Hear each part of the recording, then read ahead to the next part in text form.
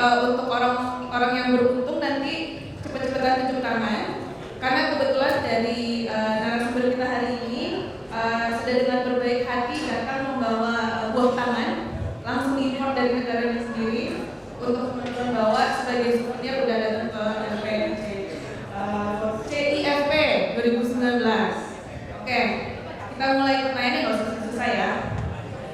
Karena sponsor utama kita salah satunya dari India, dan karena ini forumnya global, saya coba ngomong bahasa Inggris. Nanti silakan aja mau dijawab pakai bahasa Inggris lagi atau bahasa Indonesia. So let's start the icebreaker session. I want to ask one person. Feel free to raise your hand as fast as possible. Tell me one interesting fact about India that you know. Okay, you. Name please and your short answer. Hi everyone. Good afternoon. I'm Monica. One interesting thing about India for me is about the culture. Maybe everyone here get like Bollywood or Telugu or something like that. So for me, I did not interest and I know India, I have interest on that, but I was interest on the culture like Holi, Diwali, and all those things. Thank you. Okay, really please give Monica a souvenir from the Embassy of India. Thank you, Embassy of India. Hi, good evening. I'm Zaka from Indonesia. One interesting fact about Singapore is that you cannot own land there. So if you want to own a house there, you can only lease it for 90 years and then it goes back to the government. So that's one thing about Singapore. Unless there's some exception, but what I learned is that. And the gentleman, the souvenir from Singapore. Okay. Last two. My name is Andika Swanapi for the Indonesia. I'm in the police. One of the happiest tradition. Happiest. Okay, happiest. Give a round of applause. Okay, last question. Okay. What interesting fact from this side do you know about Australia? Okay, you at the back with the batik. The name of the Asian International.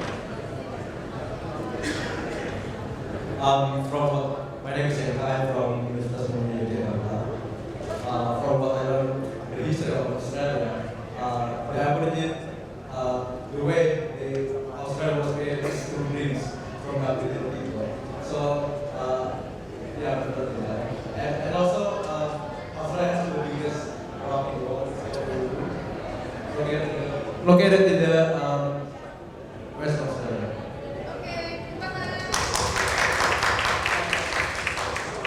May peace be upon us. Om Swastiastu, Namo Buddhaya, Selamat Datang. Hello, good day. My name is Ashila, and I will be your moderator for today. Welcome to CIFP 2019. Welcome, ladies and gentlemen, friends, to the Diplomats Forum. And our theme for today is the role of middle power in shaping global affairs. So this panel basically is a collaboration with the foreign policy community with the Jakarta Young Diplomats Network, or JDIN. And this session aims to provide a forum to listen to young diplomats to hear their perception on the role of middle power in global affairs. Ladies and gentlemen, joining us today are 6 young and hot diplomats. So from Indonesia, from India, Brazil, Australia, Norway, and Singapore. And please give a round of applause. I wish to call upon the speakers to the panel to join me. Niwad Bitama from Indonesia.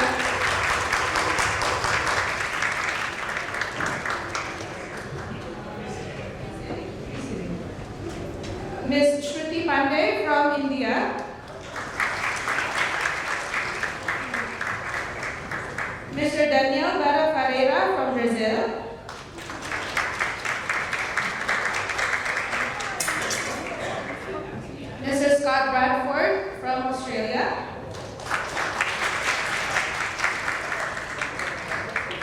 Mr. Simon Johan Vilkos from Norway.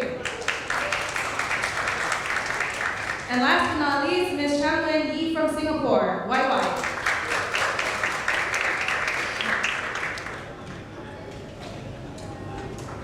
And spending your time with our young and bright generation, very eager to sacrifice their Saturday night to learn about foreign policy and middle power. Kudos to you. And as you all know, our big theme for today is the shape and the role of middle power in influencing the global architecture.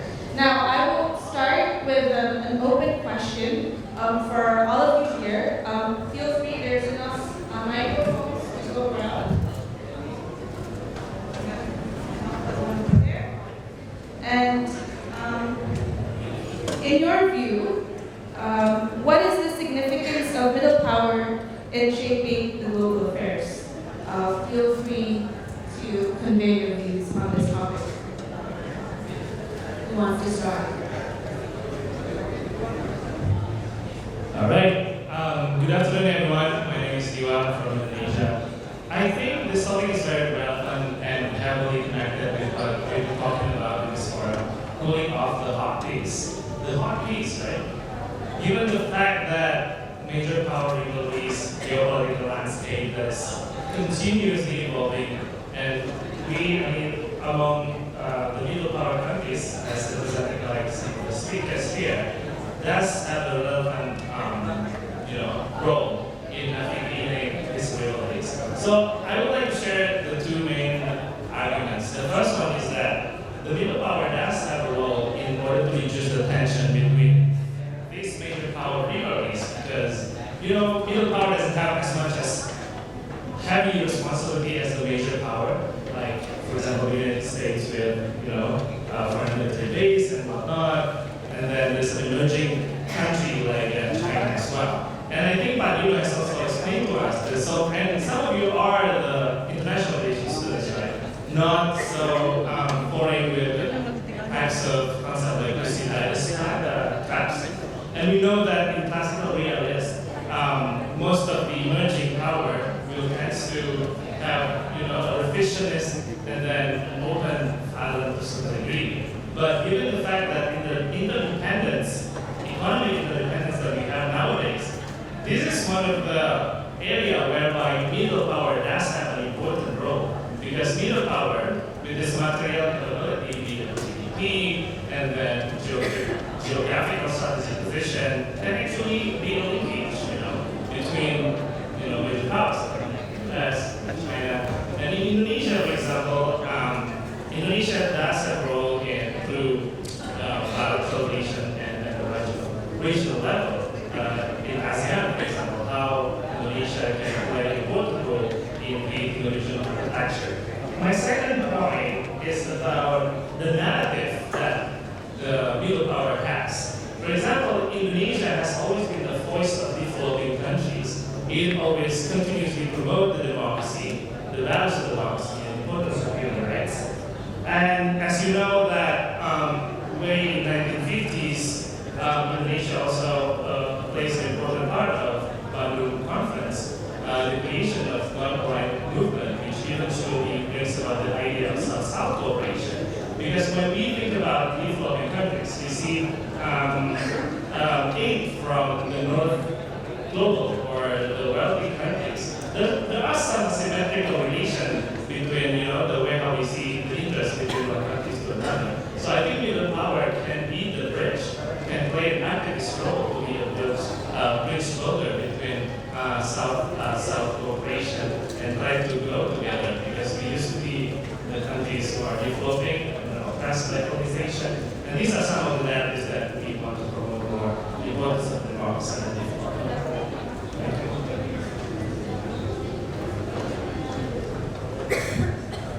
Thanks for inviting us to be part of this conference, and thanks for calling you. I'd like to add some comments of that middle power countries can also bring an element of democratizing international relations of this world exists. Because major powers, they tend to hijack the agenda, sometimes hijack the debate, and middle power countries for example, they should be major powers that they should focus only on security issues. And with our countries, and you mentioned Indonesia, to the conference, they started to question it. And like, security is, of course, it's an important issue, but we also want to discuss economic issues. We want to discuss the international economic order. We want to have fair trade. And if you take the economic crisis in 2008, for example, the G20 also played a very important role because the G7 couldn't handle the crisis because it was not, let's say, democratic enough. The countries were not represented. So I think middle power countries can bring this element of bring more democracy to the international policy. Well, thank you. My name is Simon. And thank you for inviting Norway. I think we're the oddball among everyone here. We're a country with 5 million people. So calling us a middle power is maybe a bit exaggerated, but at the same time, it can also be quite interesting because it adds to the point of what is a middle power. So I think what is common around the table here, or not very small table, is that we all are devout and strong believers in the multilateral system. So working on the Battle Congress of 55, and then you have now, you're talking about G7, also multilateral fora, and of course the UN as the center for everything that we believe in, and we're working in our own interest through supporting, strengthening, and building out or developing the multilateral system, rule of law, international rule of law, and thinking in a way that countries together, sometimes in a regional format, sometimes in a more asymmetrical format, can work together to achieve something that is bigger and better for humanity as a whole. One of the biggest strengths of Norway is that we, of course, do a lot of peace building around the world. We work with peace processes, peace negotiations, but maybe the less known fact is that we also own the biggest sovereign wealth fund in the world, the Norwegian Wealth Fund. What does that do? Not much, because it's not a political tool in the Norwegian government. But what it does is that it stabilizes the world economy. So I think also one other concept that all middle powers share in common is that they need to have some sort of economic leverage. Either it's by high GDP per capita, so again, Norway is on the stage, Singapore as well. Or we're talking about emerging powers such as maybe Indonesia, who has a very rapidly developing economy. But it's then a G20 economy, of course, per capita is lower. But Indonesia's strengths overall is quite important, both regionally and also increasingly globally. So, but still not being a major power in a way that you're strictly sort of built a system where you need to have military power, economic power, and cultural power. I studied in Beijing in China, and one thing that sort of just blew my mind when I was there was that they talked about major power needs, of course, military strength, economic strength, but then they said cultural strength. They said Chinese soft power is very weak. We need to build that. And of course, for me, that was a revelation because thinking about how major powers often have soft power, so the main power that they sort of leverage around the world every day. Of course, you can't do a military power or economic power in the same way. So that is also a concept we need to take into debate. How important is soft power in sort of changing the world around you? And again, among middle powers, you also have that. It was formed as a thaw against a bipolar world in the peak of Cold War that was going on at that time. Today, of course, after 65 years since Bandung Conference, challenges have changed. The whole world is moving towards attaining sustainable development goal as defined by UN. We have other common challenges like climate change. For example, we all are fighting against various transnational crime. All this, counter against all this requires a strong commitment to multilateralism. I think that is a key factor that brings all middle powers together. We see multiple regional and functional groupings across the world to form a combined force against these challenges. And I think the role of middle power increases in that sense. There are 3/4 of land in Singapore is owned by the government, but there's 25% of land that is mixed ownership. So just for your information.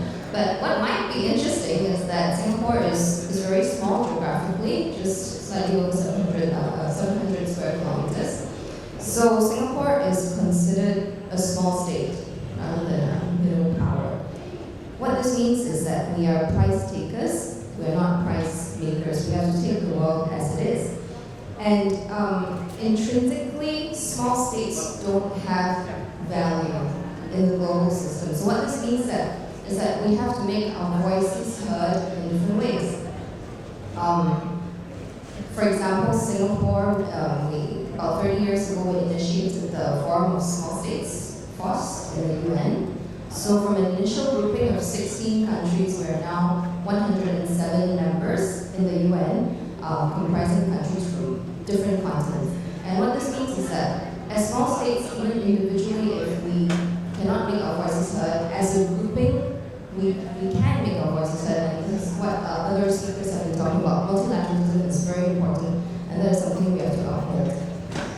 Thank you very much for having me on this panel. I just want to speak very quickly to reflect a few shared comments from my other panelists. I suppose the situation that everyone is describing is effectively the state of anarchy of, I'm sure most of you are international relations students. So as we all know, there is no world government. So as my Norwegian colleague was saying earlier, there's no government, so effectively what we all need to do to have that anarchy not descend into chaos and war is create governance, and that is what effectively is the multilateral system. But as individual countries in that system, and I suppose I can use some of those great Indonesian analogies that have been used by your former leaders, is that all countries, if we're not a great power or a superpower, are either rowing between two reefs, or perhaps, as Hatta said, or sailing in a turbulent ocean. And I think being a middle power is really about having the means and working with other countries to be able to stay afloat. And I think that will kind of will be key to this conversation today. And I'm thinking about to prevent any more turbulence further, I should announce firsthand that the views represented in this panel do not necessarily reflect the views of each speaker's governments or their respective ministries, and so that the discussions here will be very free flow, very open, and should not be put in any other way otherwise. And our next question for all speakers is that how can a middle power's economic capacity navigate today's rivalries, especially the conditions between US and China? Anyone would like to start? Simon? I think the overall message that we bring around the world is in every bilateral discussion or bilateral meeting with other ministers, we say trade is good, and we need to support the multilateral trade system. And that, of course, is something that we may disagree about how this is formed or how it's sort of built out, or if it maybe has disadvantages for someone. Definitely, but trade is good. And Norway and I believe a lot of the countries around the table here are benefactors of trade. So with strong or big waves in that sort of waters, that of course creates a lot of uncertainty. It makes the whole system very unpredictable, and the way we can counter that is again to shed alliances. And I think again to mention what I said earlier also is that we need alliances that are less obvious. So obviously, if let's say the Nordic countries or let's say European countries were teaming up to say something, it wouldn't really hold much legitimacy in let's say certain parts of Africa. But it's important that we are very strong believers in that. We try to find other countries that believe in the same thing. We may have differences, but we have sort of interest in this specific objective. And here, I think 90% of the world agrees that trade is extremely important. And I think the problem, of course, then is we don't have a major power that's going to say why they are engaging in this conflict. But well, there's nothing that is good answer that. Thanks. I think we should be careful to avoid the risk of taking unilateral action when it's in the situation of environmental uncertainty. And our tendency sometimes may be to take unilateral action to protect our economy or countries. So maybe we need more cooperation, and we need to be really careful in order also to try to take to present our countries as an opportunity for investors to take unilateral and to start protectionism and to avoid corruption. So aside of risking unilateral action and building relevant alliances, what else is there? For me, I mean, would like to echo what some of the colleagues here mentioned. When we have economic rivalries, and I believe you are referring to trade war among others, I think this should be a reflection of what is the role of middle power countries in this sense. If we are to promote the importance of multilateralism, if the UN and has been established by quite major powers as well, but then it was the same powers itself would actually negate it and probably try to shut the quick way in the terrorism and protectionism. That it is the time for the middle powers to collaborate. Middle power then do not have an option but to collaborate with other middle powers to actually promote the importance of trade for economic independence, for mutually beneficial relations between our countries, but also to reflect and remind the world again, why are we having, Bretton Woods and then change to the WTO principles and system again? How can we make sure that the trade, the free trade that we are having is not restrained by, arbitrary tariff or even non-tariff barriers, whatnot. So I think it's really important to have everyone sit together. But the challenge is also that if middle power works, in silo or works one by one without some sort of unity or consistency, it will be less powerful, right? So it's important for us to make sure that some middle powers can also, exert the same voice. And reading news yesterday, I also noticed that a couple of countries, I think including like Singapore, Australia, Indonesia, high-ranked ministers of ours are actually, trying to convince the major powers to actually abandon the trade wars that's currently going on. And how can we internalize this and continue to push this forward, so that the trade wars will hopefully abate very soon. I think I'll continue from there. For Singapore, I think if you're aware, our Prime Minister, Lee Hsien Loong, earlier this year, during the Shangri-La dialogue, he said that the main issue about the US-China trade war is the mutual lack of strategic trust, which means that it's very difficult for them to work together to resolve their differences. And for Singapore, this is problematic for our economy, obviously, because our trade volume is more than 3 times the size of our GDP, which means that if trade is affected, our economy is doubly or triply affected. So for us, like other speakers have said, we are focusing on multilateralism and promoting it. And Singapore is one of the largest proponents of free trade agreements. In ASEAN, we've focused a lot on promoting the ASEAN Economic Community, and most recently the Regional Comprehensive Economic Partnership, RCEP. We've also been a major proponent of it. And the reason why we do that is that because we believe that talking to each other and working together is a lot more beneficial to everyone than taking a unilateral position. About the trade war, every war has economic outcomes, and there are no winners in any war, and same goes with the trade war. And earlier country, sooner the country realized, better it will be effectively for the global economy.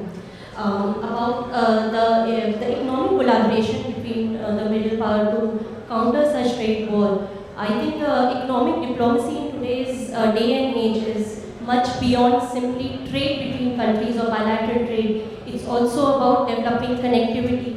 It's also about developing infrastructure to facilitate that trade. And I think in today's day and age, with the digitization of economy, it brings with it issues like cyber security and things like that. And issues like that cannot be tackled by a single country. There has to be cooperation and collaboration between countries to counter such things. Just to pick up on a few things said by some of my fellow panelists. As I was saying, lack of strategic trust. I think lack of strategic trust is the key aspect to what is going on in the world today, and certainly for a country like Australia. China is our greatest trade partner, the US is our strategic ally. Neither of those things are likely to change in the foreseeable future. We have a very kind of, what would you say, difficult position in terms of being able to maintain both of those things if those two countries are growing further and further apart, and those two countries' economies are becoming increasingly disparate. So for a country like Australia, effectively, of course, doing whatever we can to build mutual trust is very important. Now, as Niwa was saying, the best way of building mutual trust amongst the greatest number of countries is through multilateralism, the Bretton Woods system, the WTO. And as I'm sure you're all aware, the WTO is really not in a particularly good place, despite the great leadership of Brazil. There's only agreed on one agreement since it actually came into existence. That is the agreement on trade facilitation in 2014. So what middle powers, including Australia, are trying to do with reform are build some informal coalitions or informal alliances. And one example of this is MICTA. MICTA is a grouping of self-proclaimed middle powers, including Mexico, Indonesia, South Korea, Turkey, and Australia. And while it's not an informal grouping without its great problems, as all groupings have, one particularly successful thing that we have done is through the World Trade Organization, and these 5 countries who are probably not traditionally seen as being part of any other traditional blocs. None of us members of the European Union, or any other grouping, or sometimes we're part of disparate groupings, but then we can come together on issues that we all agree on. So through MICTA, we've held a number of meetings and events up in Geneva, which have been really successful in bringing together disparate coalitions from around the world towards one point, whether it be government procurement or e-governance and those things. So that just kind of gives one small example of what people power countries can do to try and help and build trust in light of economic realities. So still on the topic of economy in general, I would like to ask thoughts from YY and Simon specifically. What would be your thoughts on economic power as a middle powers or a small states tool of diplomacy? I think to answer that question, you have to first look at what the objective of foreign policy is. And for Singapore, the first objective would be to protect our independence and sovereignty. And the second objective would be to expand opportunities for our citizens, especially given our limited geographical restrictions. So in that sense, economic diplomacy is very much part of our foreign policy.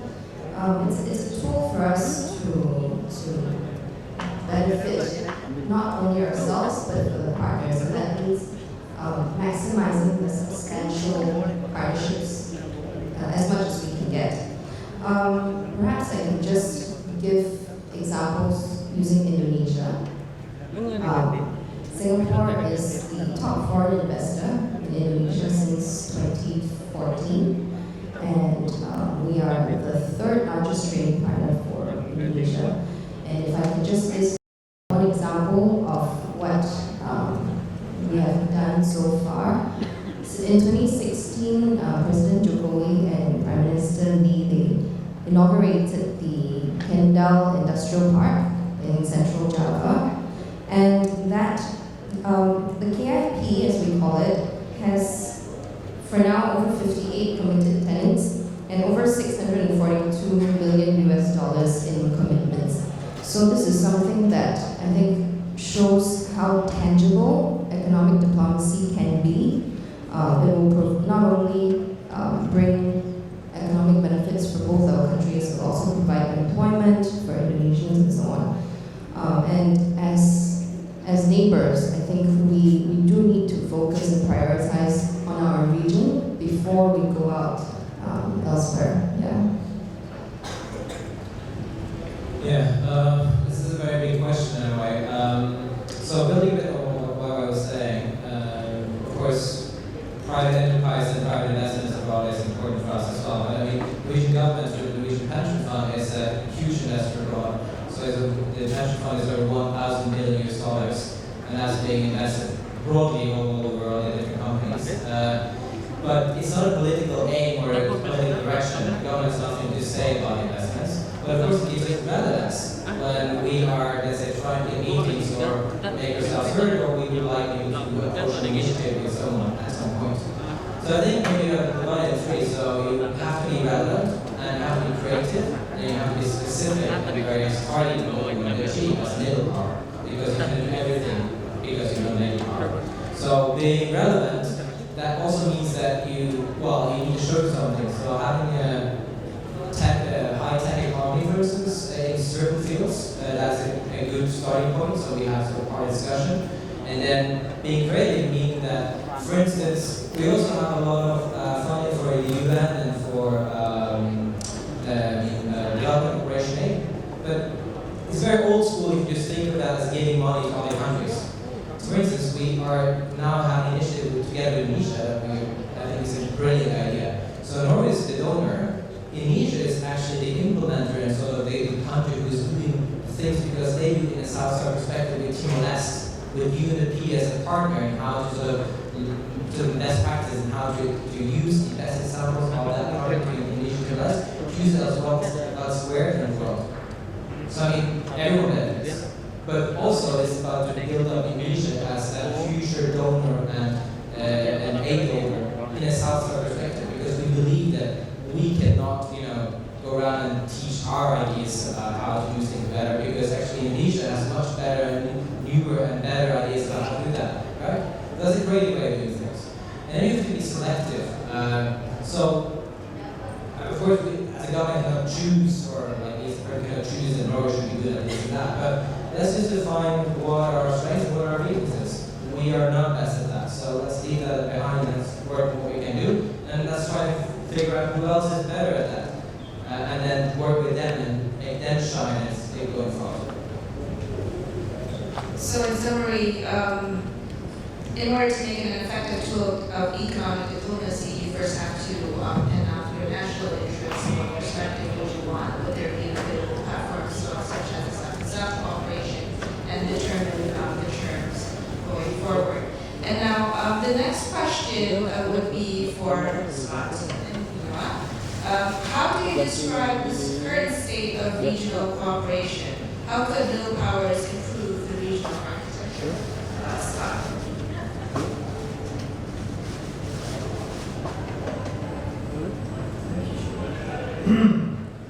I think currently the regional state of cooperation is pretty strong, and particularly in a room full of Indonesians. I'm very happy to say that Australia and Indonesia are often at the center of the strength of this regional cooperation.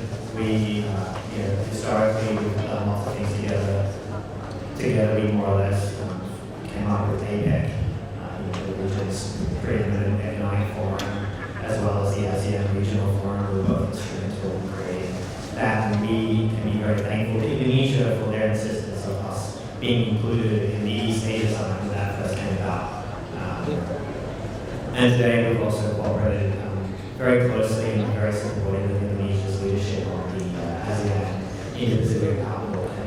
And while I think, of course, ASEAN is still going through a great deal of internal difficulties because of the different status of the various countries within that group.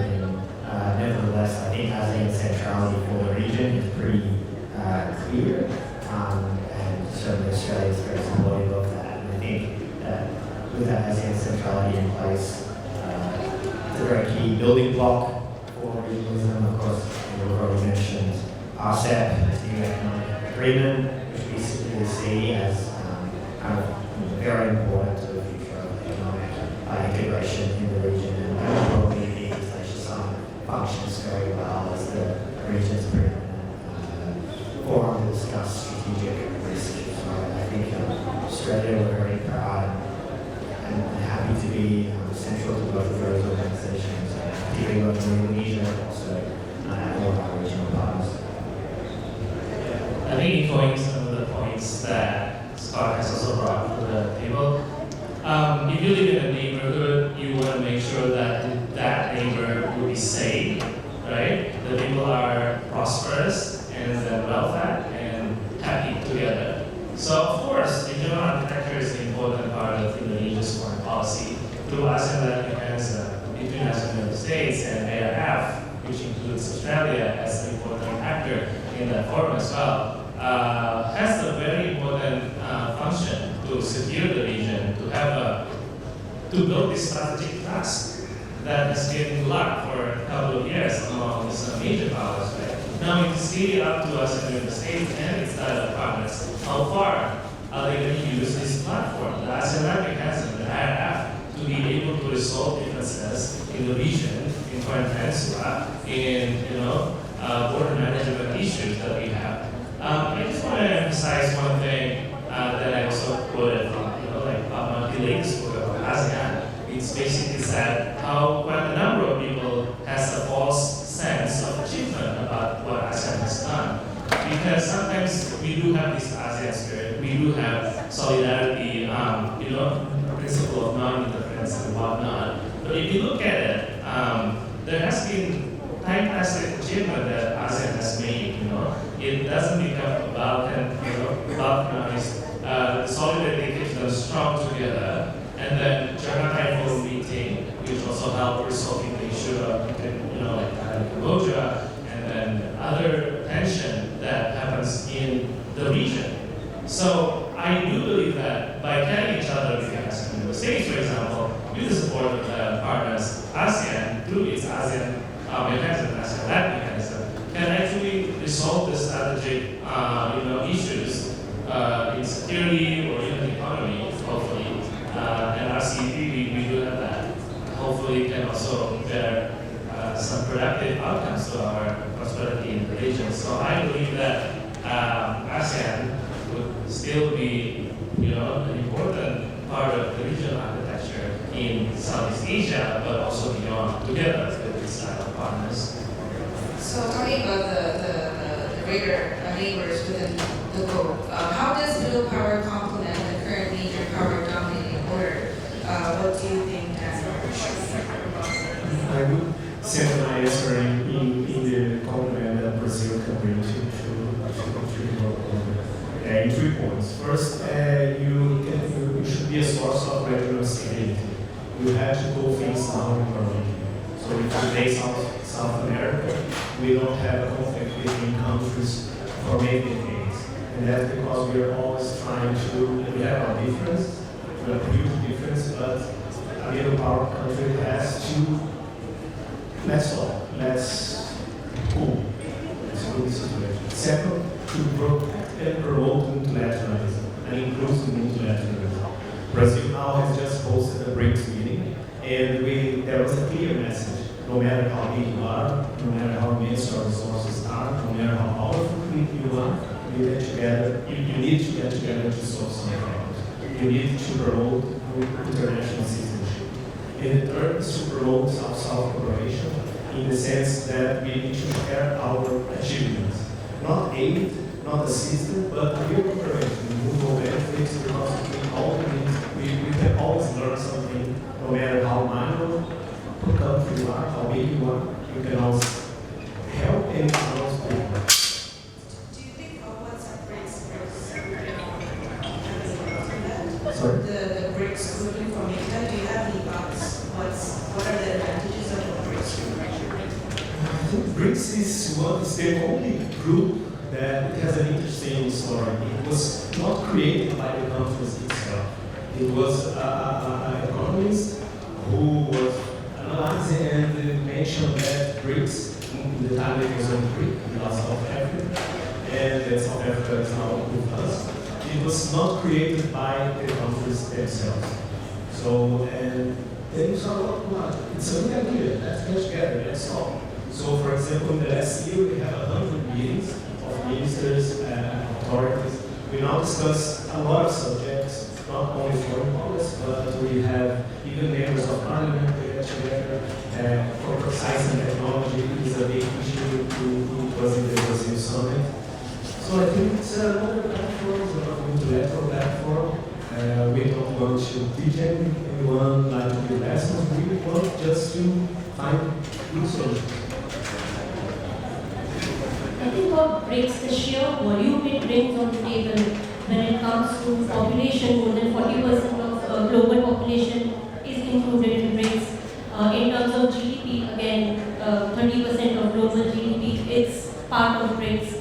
So you cannot write off a grouping like BRICS, and the relevance will always be there. And with the presence of countries like India, Brazil, and South Africa, it also, like he said, democratizes the entire process. It also brings about the interest of developing countries in the common narrative. And it is also, all 5 countries are part of G20 grouping. So it also brings more weight to the kind of opinion these 5 countries have. These 5 countries have on a global platform.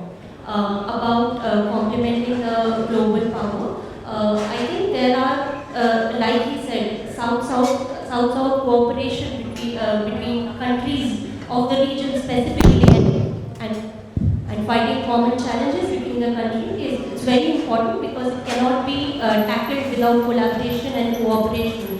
One such example would be IORA, Indian Ocean Rim Agency, and it has membership of 22 countries, including India, Indonesia, Singapore, and Australia. And since all these countries they share one common Indian Ocean region, the focus is on developing, for example, blue economy or ensuring security of sea lane of communication. It's important for all middle powers which are part of Indian Ocean region to ensure that sustainable development of the region continues, and therefore the interests of developing and developed world are in sync. So, in a short amount of time, we crossed the region and took highlight on several regional architectures and concepts. I would now like to invite the participants for a question and answer. I will say that the most interesting questions will get a souvenir from the speakers who are very kind to bring souvenirs today. I will start with this wing. Would anyone like to ask a question? Yes, the gentleman in glasses. I would like to have a question, especially for diplomats from Australia. As we know that Australia and the United States have a good relations since a long time ago, and there's so many corporations that already built by both of this country. And also Australia nowadays with China have a cooperation too, because they think that China and also the Australia think that it's a good market for the both of the country. And my question is, I think it's a dilemma for Australia how to respond, because right now it's a trade war, and one state that in the United States and Australia, they already built the good relation long time ago, and also to the China that is really important with the economic. So how Australia responds about the trade war between China and also the United States, and how Australia responds that. Thank you very much. Australia maybe has a slightly more unique situation that it's faced with compared to a lot of our other regional partners because we are a strategic ally, we're a treaty ally with the US, whereas how some of our others, including Indonesia, are not. But Indonesia and Australia still face the same choice. Still, if you want to see it as a dichotomy, do you choose the US or do you choose China? And I suppose the way that we look at it is that there is no way that we can choose one or the other. We have to go about our diplomacy in a way where we can do both. And of course, our treaty alliance with the US is, there's not going to be anything that will undermine that. That will stay in place, I would say, forever. I would certainly like to say.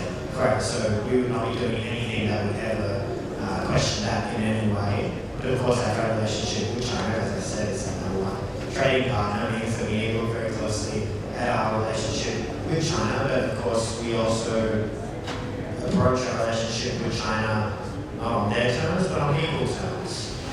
And I think, of course, it's something that we are following very closely. And our relationship with China is of course, growing economically, but we go through some ups and downs politically. It's a good question without a great answer. It's a dilemma, and it's something that we will, we take day to day. The next question from this wing, hopefully it will be an open question, so any of the speakers can answer. I'm going to ask, why could you pick a random speaker? Okay, the lady waving enthusiastically. Please say your name. Hello, thank you. My name is Andy. I am passionate enough for public policy, and I want to ask something for you guys. It's already have been made for G20 since 2014, if I'm not mistaken. Then how do you guys perceive it as the middle countries? So I assume as the middle countries come together, and then how can you guys make any decisions of the situation that you guys have mentioned before? Like you guys perceive yourself and your country as the middle country, and then what is the next state? What is the next step that you guys want to come up with? Because I think for Indonesia, just information for you guys, in 1919. There is a crisis in Indonesia. It all started with a low economy level that started growing up and then come to the monetary crisis. I think for me, middle power and the great power, there were no such classified methods to perceive that. Are you guys in the middle power or the great power? Since Japan also is a great power by some countries without the military might, but how do you guys will take an action for this? Or you guys want to take let's take some beneficial from us, and then we got into some public policy comes from one solution, and then or just wait and see until the major power and got something big happen, and then okay, we'll start. Is your question about strategy as a middle power? Yes, and whether middle power would want to be a major power someday, then why stay in the middle power group? Yes, and why is that middle powers matter? Because there's actually have been G20, but I think there's not there isn't any much matters that major power will see and okay, I saw the middle power has got something that I should say something that, because this is the word of influence. I think if you guys get something bloc, and I will take that as an advantage for me. But I think that major power cannot see it right now. So how do you guys perceive it? Thank you very much. I would ask one more question so that we have an interesting pool of answers. Daniel, pick one for me. I don't want to see anything. You try to pick anyone. The enthusiastic gentleman in the corner with the parchment. Please keep it short and simple. Name and affiliation, please. Hello, Enrico Chawata. Hola, Daniel. Nubeb. Hello, Miss Ruti. I'm glad you guys answered breaks. Maybe perhaps you guys enjoy it in the future. However, I was wondering what the young people face today in your country, like what issue that young people face and challenges that they are facing in your country. Since like in Indonesia we have so many issues, including the industry 4.0, and I just wanna get a glimpse of how people there. And for Singapore, Indonesia, I want to ask some question. One question. Recently, I read the article about Cambodian exile. I don't know if you guys remember that, but I want to know, like, the Cambodian exile is accepted to come to Indonesia, but in Malaysia, in Singapore, I think the airport is not like, the airport reject the Cambodian exile. So this is the time when ASEAN had to come together as a, organization, or what is it called, like on human rights. How do you see the issue from your perspective? Okay, thank you. Very sneaky, putting in a sub-question and a question. Yes, the challenges of young people in Brazil, I think it's how to get the better education. What are the important topics when you talk about education in Brazil? Because we have so many changes in technology, access to information, and what is the meaning of a good and effective education? I think that's the biggest challenge. From India's point of view, as you know, we are 1.3 billion people. That's a continental size population, and most of 1.3 billion lie in the age bracket of 18 to 35. So we have a pretty young population in our country. Challenge with us, or what government is promoting amongst the youth in our country, is a sense of inquiry, sense of skill development, and a culture of research, so that they can take advantage of the technical advancement that is going on across the world. If I can just address the Cambodia question, I think one of the most important principles about ASEAN is the principle of non-intervention. So I'm afraid we'll not be able to comment about what happened about the Cambodia itself. Right, if I catch your question correctly, I will answer it this way. When I brought the issue of false sense of achievement, it's also because sometimes people underestimate what ASEAN has achieved because of, you don't know the principle, and then expect sovereignty, but at the same time, it is the same principle that unite the countries, not becoming, someone exit than the others. And then the fact that, for example, Indonesia has led Japan informal meetings, it's a manifestation that solidarity works, that they care each other, they want to have a system of the government. It's not easy to actually, solve human rights with different multidimensional aspects of it. But at the same time, ASEAN has moved forward with its ASEAN Intergovernmental Commission on Human Rights. Indeed, they expect much more from ASEAN to work more progressively in the sense, but I think it's working in its own pace and its own way. I remember when Prof. Shalma Mubani from Singapore mentioned that ASEAN is working like a crab, meaning that it moves 2 steps forward and then 1 step backward and then 1 step sideways. So it lets you to go around first in order to be able to resolve a problem more comprehensively without doing an intervention, like Western Valley, for example. So I think ASEAN has its concept, ASEAN has its own values. And quickly to your question regarding how middle power can stand in its role, I think at ASEAN level we can take the example of ASEAN Outlook on Indo-Pacific. Now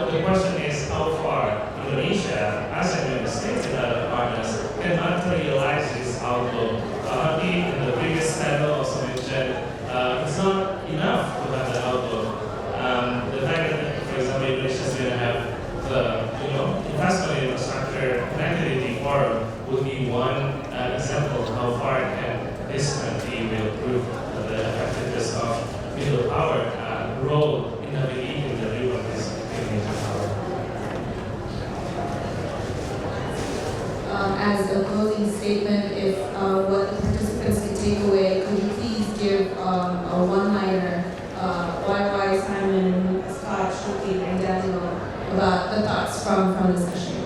Thank you. Okay, thanks.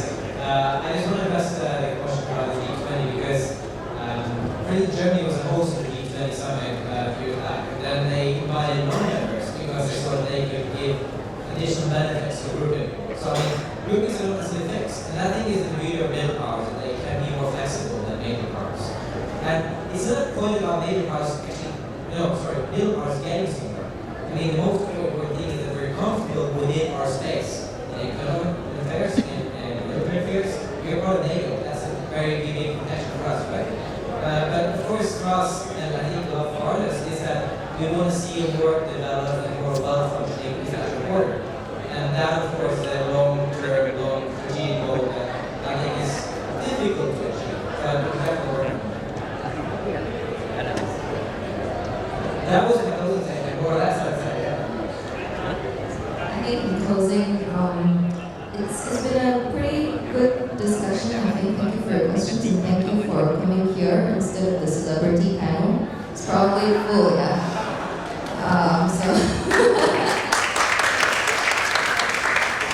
So I think the takeaway would be the importance of promoting multilateralism and working together as different countries, even though we might have different opinions and from time to time, but cooperation is the most important thing at the end of the day. I second that.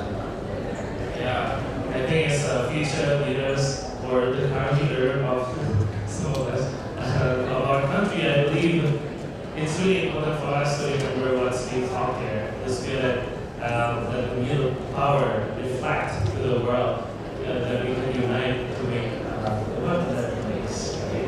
And also to see how important it is to build strategic trust, so that in the future we can have a more peaceful relation between countries. I want to say one thing that I forgot to say in the earlier part of the conversation. But what is key to all of this is resilience. We can't support ourselves, we can't support anyone else. And if we can't support ourselves, we're more vulnerable to being pressured by great powers. So responding to that question earlier about how middle powers can impact the global system without, in the face of great powers, one answer is by being strong enough to defend our own countries, not in terms of military necessarily, but economically, and even I think the role of middle power in ensuring peace and stability, global peace and stability cannot be overstated.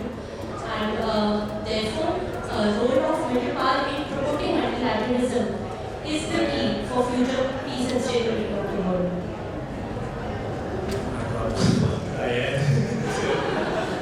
I would make a provocation because I think we lack a very important subject. We didn't talk about climate change. The role of middle powers in tackling this huge problem. So I think that middle powers can also have a huge role in fighting climate change.